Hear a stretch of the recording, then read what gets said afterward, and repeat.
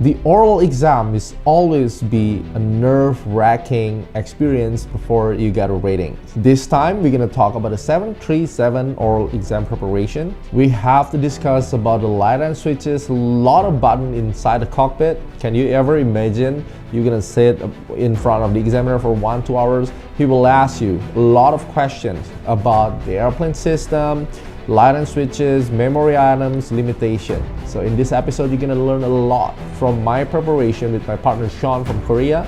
We were in the training of 737 type rating and we discussed about the oral exam. He showed me a lot of questions, prepared me for our Checkride. So hopefully this video will help you to become a 737 NG pilot. Hi, I'm Gamal Giardi, a passionate flight instructor who also fly the Citation 5 jet. I finally decided to get my dream airplane ratings, the Boeing 737 NG in Florida, United States. This will be a very challenging 14 days PIC type rating training, and I'm so excited to be very well prepared before start the training.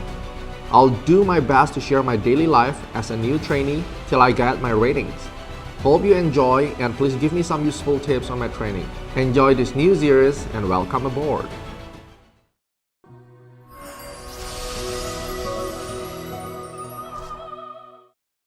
Hello guys, so welcome back to the Boeing journey, and this is Sean, my partner. So, are you ready for tomorrow, bro? Yeah. Kind of. Okay guys, so tomorrow will be our Checkride. That the PIC Checkride, the FAA type rating 737 NG Checkride, and today we're here in my place and we're preparing for our oral and also discussing about our flight. So the oral will be abnormal oral, limitation, and then the systems on the switches and lights, right? Okay, so now he will become the examiner and I'll become the applicant. So he will shoot me a lot of questions, of course, regarding the lights, and you will see the lights here and what's the panel. Hopefully this can be a reference for other people who want to take 737 rating like us. It's very short, it's like 14 days and here we are, our Checkride tomorrow, the 4th December 2021. If we pass, this will be the greatest gift for Christmas. All right, let's get going. I'm ready, Mr. Examiner. All right, the line lights will flash for... Okay, so we're talking about the line lights flashing when we lose DC power and when we don't put any position on the FMC, and also bad position entry is excessive differential position between current position and the latest or previous position. And if we are aligned the IRS but our airplane is moved, so basically it's no bad move, no position and then bad position and the airplane move. What and lost DC power, of course, right? Okay. Yeah. What does on DC light means? Okay, on DC light means the respective RS is working under the backup power or DC, or we can say that's a battery power. How long will it be on? Yeah, that will be normal when we start the align or put on the nav position. For the first 5 seconds, that will be considered as normal because it's testing whether or not the RS can use the backup power or self-test. When does reverser light illuminate? Okay, the reversal illuminate is because there is disagreement between the commanded position of the thrust lever and the actual position. So after we are on land and we put thrust reverse, and the thrust reverse, when we stall the thrust lever after 12 seconds, the actual thrust lever, the cascade mode is not stalled, then the light of the reversal will come out after 12 seconds. And about the EEC, the examiner may ask about the EEC. So there are two errors on that EEC, the failure. So that will be soft failure and the hard failure. The hard failure, when we choose that into the hard mode of the EEC, the engine control computer, right? If the soft, the engine will automatically select that EEC mode. So if we are in the EEC and the soft alternate mode or the hard alternate mode, that will give us no protection on our EGT. So everything will be manual, and we have to set our power manual. So that's about soft and hard alternate. All right. Okay. But remember, for the oral, Yeah, for the You have oral, to- you just answer whatever the Right. examiner asks, right? But if they ask you like, so what is EEZ and what about that? And what's the error about? Then you will answer. Right. Yeah, that's the best tips. okay. Move on to the passenger oxygen switch. Okay. So What's about that?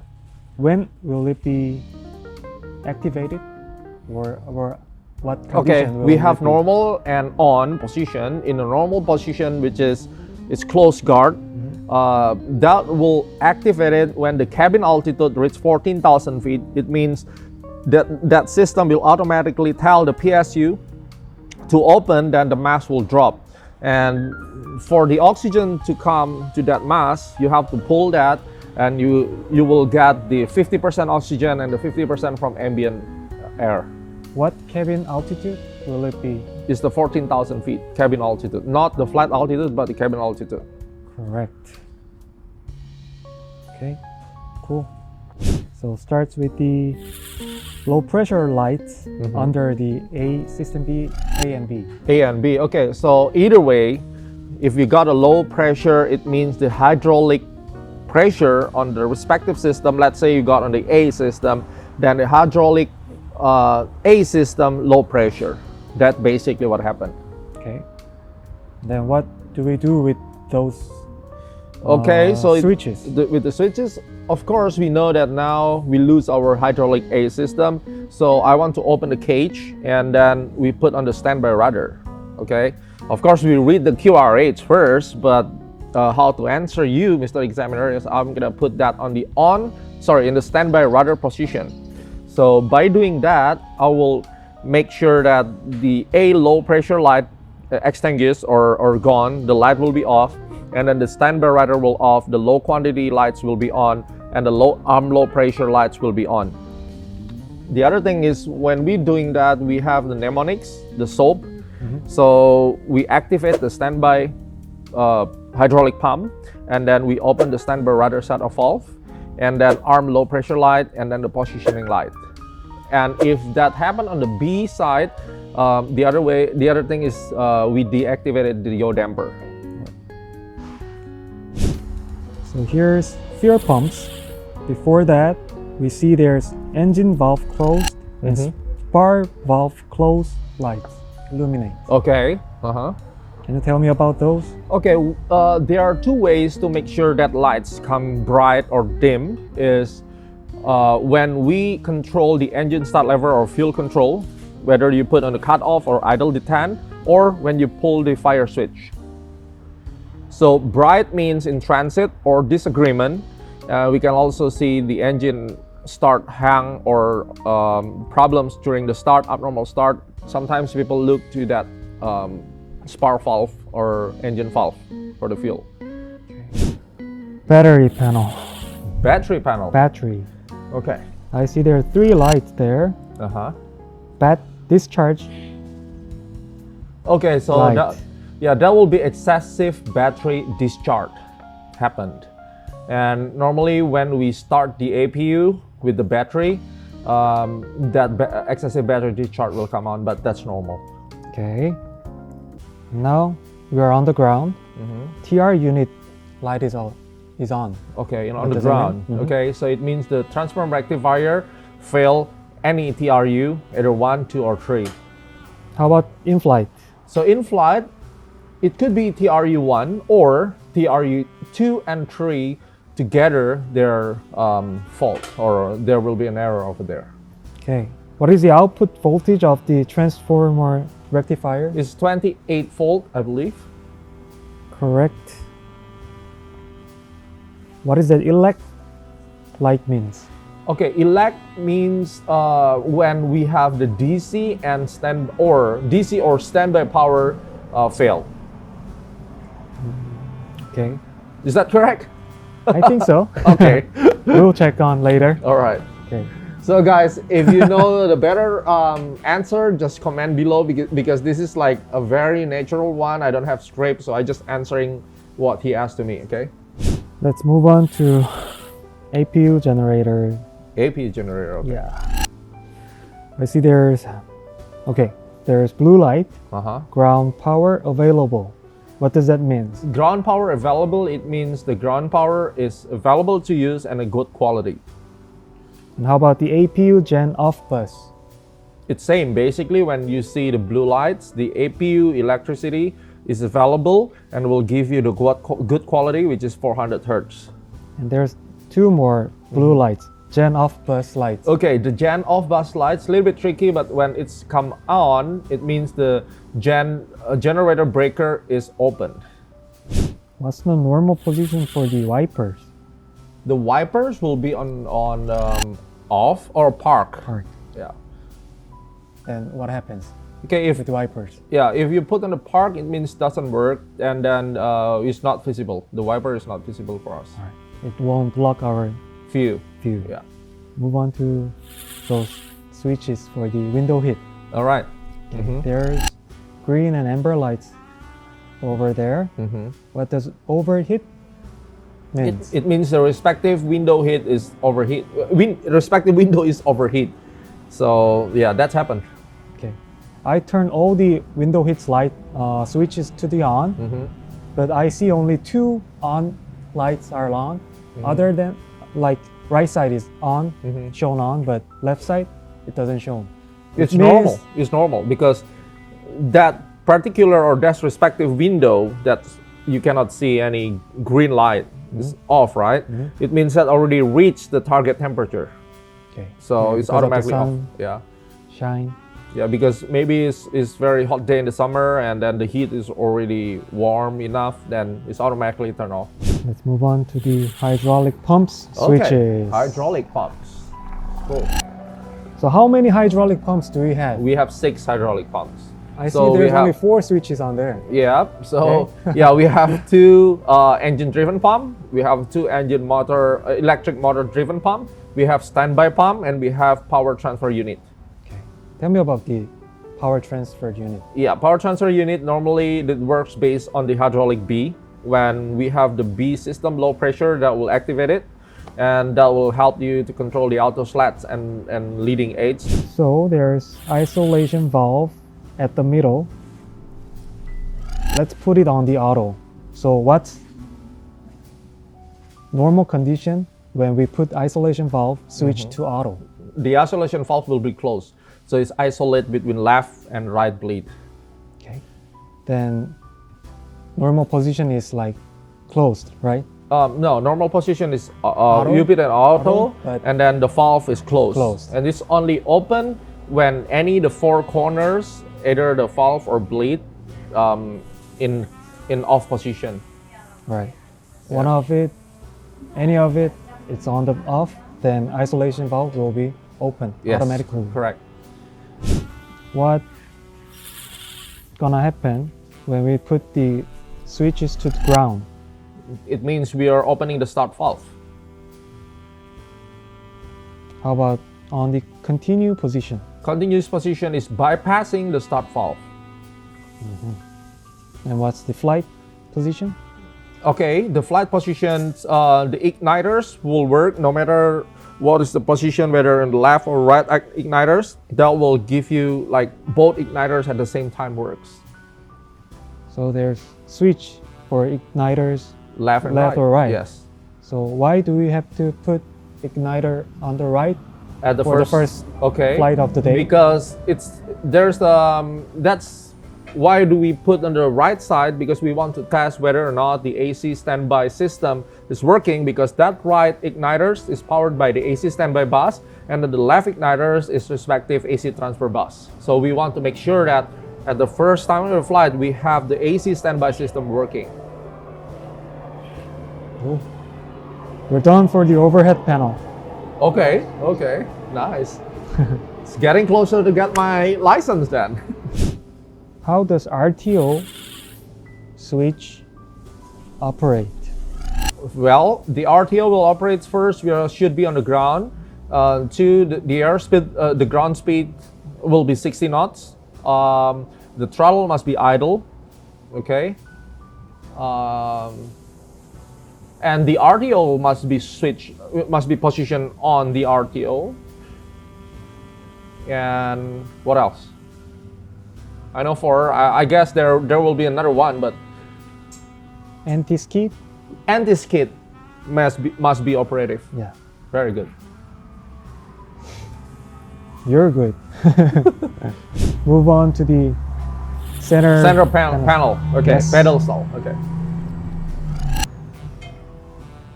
In what condition we hear the takeoff Warning. warning?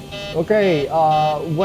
Let's use the U letter. So speed brake is not on the down position. The trim is not on the green position. The parking brake is on.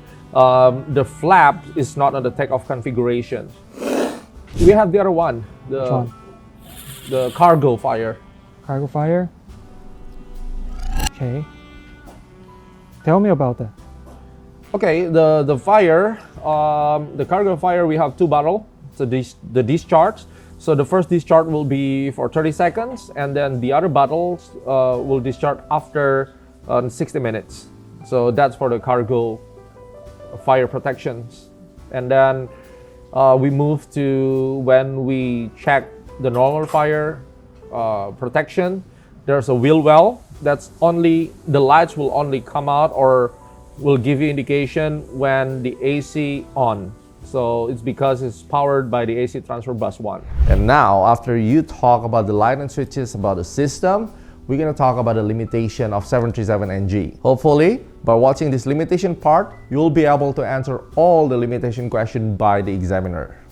Tell me about maximum taxi weight first. Maximum taxi weight will be 156,000 pounds. Maximum takeoff weight. 155,500 pounds. Maximum landing weight. 144,000 pounds. And maximum zero fuel weight. 136,000 pounds.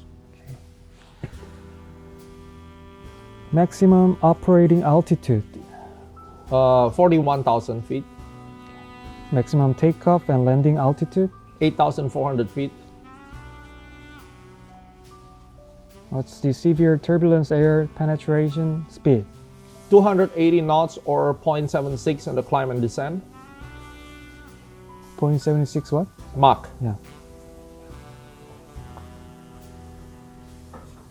Altitude display limits for RVSM operations. Okay, 0 to 5,000 will be 50 feet. 5,001 to 10,000, 60 feet. The altitude captain and first officer on the ground maximum 75 feet. In the air, maximum differential is 200 feet. Actually, it's like plus minus. Right? Plus minus, yeah. Plus minus 200 feet, plus minus 50, 60, and 75. Right. What's the maximum cabin differential pressure? 9.1 PSID. SID? PSID. PSI. Do not engage the autopilot for takeoff below 400 feet AGL. For single channel operation during approach, the autopilot shall not remain engaged below 50 feet.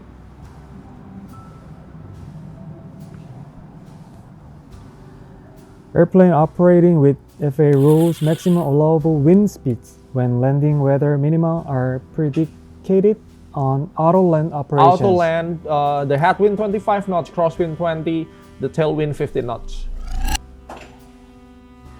Maximum and minimum glide slope angles for auto land.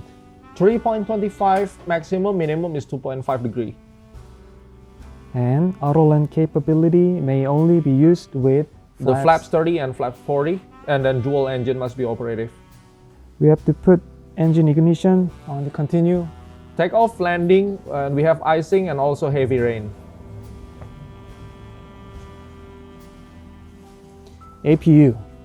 Airplanes operating under FAA rules in flight.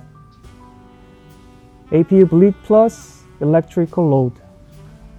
10,000 feet. And APU bleed only. APU bleed only 17,000 feet. And the electrical load. 41,000 feet.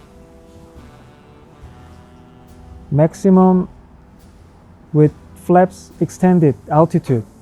20,000 feet. ADIRU. Alignment must not be attempted at 78 degrees and 15 minutes. The hardest part for the pilot monitoring or pilot flying during the track ride is to exercise the recall item or memory items. You need to memorize several memory items that published by the 737 manufacturer. If you try to do the chair flying, memorize the thing, and visualize everything in your mind, then it's really not a big deal for exercising 737 memory items. So let's get started and take a look how I train myself to prepare myself for the 737 oral exam, especially in the memory items part. So there's emergency descent. Emergency descent or the cabin altitude warning, which one? Together. Together. So I assume start from the cabin altitude warning.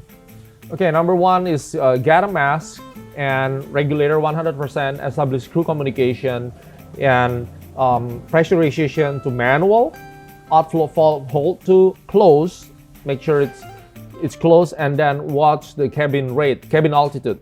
If the cabin altitude uncontrollable is not decreasing below 10,000, then we go for emergency descent. So yeah, after that too, basically we turn on the passenger sign and then put the passenger oxygen and on position.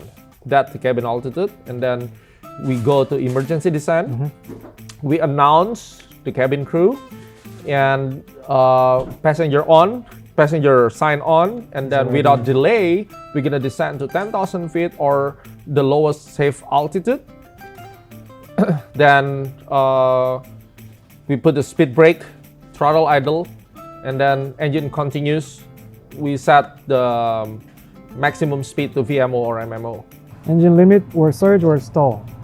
Okay, auto throttle disengage, and then affected thrust lever, affected engine confirmed. Confirm. Then I close, and then I watch the indicator. I will stop until there's no vibration and the engine back to normal. So that will be a differential thrust on that. So other than that, I will just close and read the QRH for one engine in operative landing. APU fire. APU fire. Confirm APU fire switch. Confirm. Pull and then rotate to one stop, and then APU switch off. Engine fire. Engine fire. Auto throttle disconnect. Confirm affected engine. Confirm. Close the thrust lever, and then confirm engine starts affected engine. Confirm. Cut off. Confirm affected engine fire switch. Confirm. Pull and then rotate to the left for 30 seconds with time.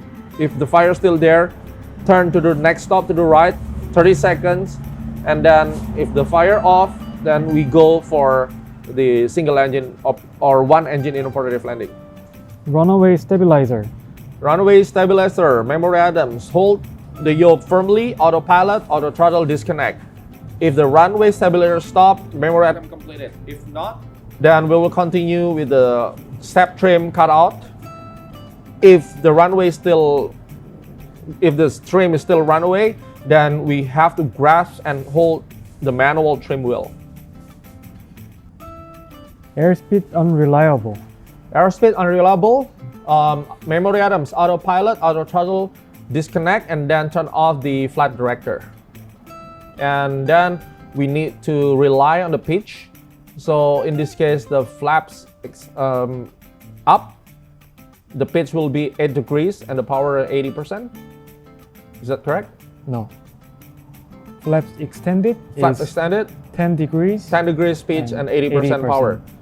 Flaps up, 5 degrees pitch and 75% power. It's written 4 degrees.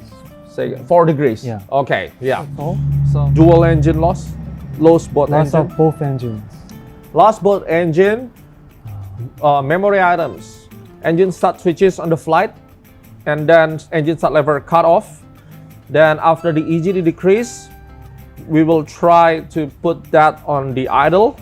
Then we will watch the EGT. If after 30 seconds respective engine the EGT is not coming up or more than 950 degrees, then we put that on the cutoff, and we're gonna repeat that again.